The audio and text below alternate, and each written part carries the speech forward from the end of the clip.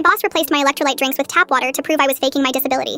She didn't know I'd collapse while restraining a 185-pound Rottweiler. My boss tried to kill me by replacing my medical supplies with tap water because she thought my disability was fake. Landing the veterinary assistant job at the emergency animal hospital had felt like winning the lottery, but Dr. Wright made it clear from day one that she thought my POTS diagnosis was just an excuse to be lazy. During my interview, I explained how postural orthostatic tachycardia syndrome just meant I needed compression gear and electrolyte drinks to keep my heart from going haywire when I stood up.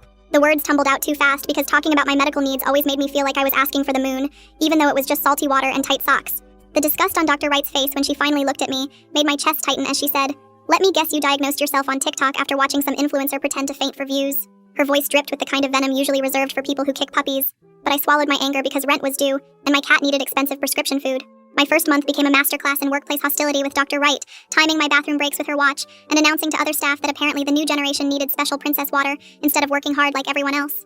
The other techs started avoiding me during lunch after she told them I was probably contagious with whatever fake disease I was spreading around the clinic. 3 weeks into the job, my electrolyte supplies started vanishing from the break room. Dr. Wright claimed the storage closet needed reorganizing whenever I asked about them, even though another tech told me she saw Wright tossing bottles into the dumpster after hours. Then my compression stockings started disappearing from my locker with 2 pairs gone in 1 week, which meant spending another $60 on replacements. After that, I started changing in my car every morning and keeping them on under my scrubs no matter how uncomfortable it got by the end of shift. I survived another month of this harassment by sneaking water bottles mixed with salt from home until the morning a massive Rottweiler named Tank arrived after losing a fight with a pickup truck on the highway. Dr. Wright's smile looked almost gleeful when she assigned me as the surgical restraint tech, despite knowing I usually worked with cats and small dogs. The supply closet held nothing but regular water bottles where my electrolytes should have been, and when I mentioned it, she said, "Time to prove whether you actually need those expensive props, or if water works just fine like it does for everyone else who isn't seeking attention." Tank weighed almost as much as I did, and even under anesthesia, his muscles kept twitching from trauma, as Dr. Wright worked to repair his mangled intestines. The surgery suite felt like a sauna within minutes, and without proper sodium levels, my vision started developing black spots around the edges, while Tank's head grew heavier in my grip.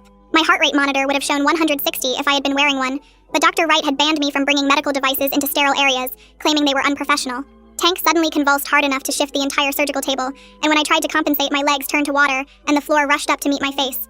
My last coherent thought was that Tank's teeth looked much bigger from this angle, as his head whipped toward Dr. Wright's exposed throat. The crash of surgical instruments hitting tile was the last clear sound before everything turned into chaos. Through my blurred vision, I saw Tank's massive head lunging towards something while people shouted and scrambled around me. Someone's weight pressed across my legs, pinning me to the floor. Then an EMT was shining a light in my eyes while Dr. Wright screamed in the background about how she only replaced my drinks with water to prove I was faking. The words kept sliding away from me like I was underwater. The lead paramedic stared at her for a full 5 seconds before saying, "This girl's blood pressure is 70/40, and her heart rate is 185. So congratulations, you almost murdered an employee and got yourself mauled by a dog because you thought House MD was a medical textbook."